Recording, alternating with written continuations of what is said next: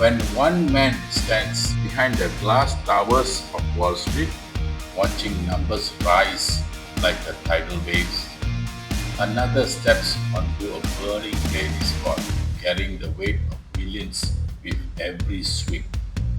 Two worlds that should never met, two lives that seems to share nothing in common. And yet, if you turn their stories upside down, you begin to notice something deeper. Every life that touches the peak and crashes into the abyss moves to the same rhythm. This is not a story about wealth, nor a legend of trophies. This is a story about a human being completely broken, learning how to rebuild piece by piece, not through luck, not through talent, but through rhythm. Rebuild from nothing, drawn by hand. Andre Agassi's tennis career, did it begin with passion? No. It began with a machine, a serving machine built by his father, a monster they called the Dragon. At just 7 years old, he was forced to hit thousands of balls every single day. This wasn't training, it was indoctrination, a rigid rhythm that slowly drained the life from his childhood. I hated tennis. Not slightly, not occasionally, deeply, truly. But the world never heard that part. Meanwhile, Ray Dalio was an ordinary as you could imagine. Average grades, not great ambitions. Like a ship without a compass, drifting through school. He earned pocket money carrying golf bags. One day, he overheard a wealthy man talking about stocks, something he didn't understand, but something that opened a door, a quiet door, but one that would change everything. One child forced into a life he didn't choose, another stepping into one he didn't yet understand. Their beginnings weren't driven by passion, only by chance, only by circumstance. By the 1990s, Agassi was more than a tennis player. He was a cultural icon, neon outfit, wild hair, a rock star with a racket. But behind the image, his world was collapsing. His body resisted, his identity blurred, control slipping away. His ranking didn't fall, it crashed from world number 1 to 141. Glory outside, emptiness within. At the same time, Dalio rose in finance. After predicting the 1990s debt crisis, confidence grew. Confidence became certainty. Certainty became arrogance. In 1982, he bet the US economy would collapse.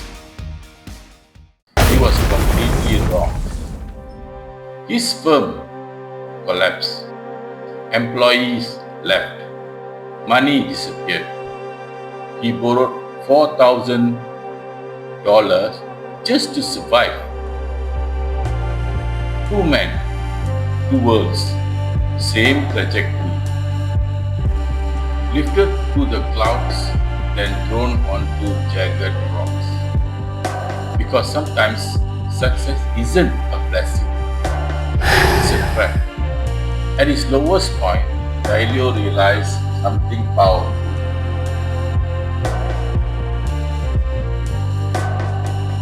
Pain is not the end, it's a signal.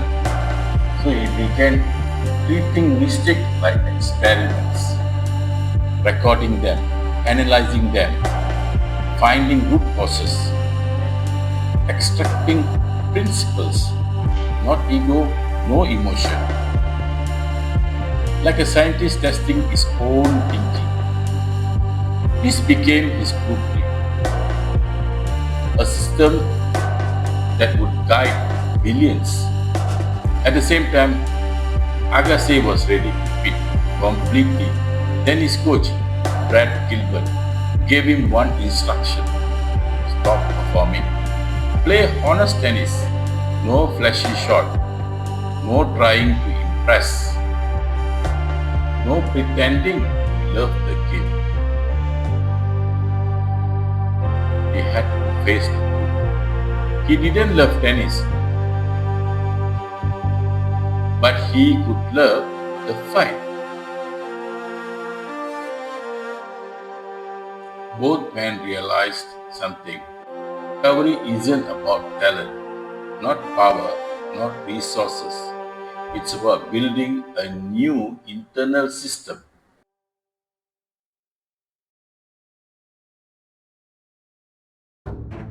Dalio built radical principles: extreme transparency, idea meritocracy. Every meeting recorded, every mistake dissected, every decision tracked. Human judgment became data. Emotion removed from decision making. Bridgewater became more than a verb. It became a system, an extension of his mind, a machine protecting clarity. Agassi transformed too. Cut his hair, dropped the image,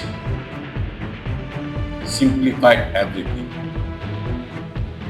Plain clothes, focused play, less flash, more precision. He became a strategist, not a performer. And slowly, he climbed back. From 141 to number 1 again. A comeback many believed was impossible.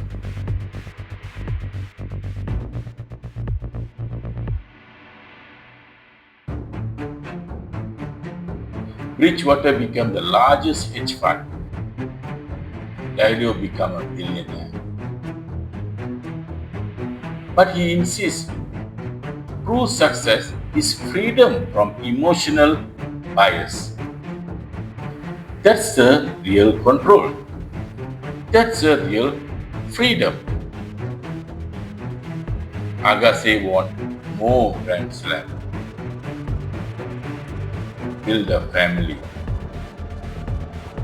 Gave back through education. But his greatest victory? I became the person I choose to be, not the person the world chose for me. Both men let go of their labels. No longer genius, champion, prodigy. They became something else, architects of themselves. You may never manage billions or play a Grand Slam final, but you will face collapse. And when that moment comes, their story offers a blueprint. Embrace the fall.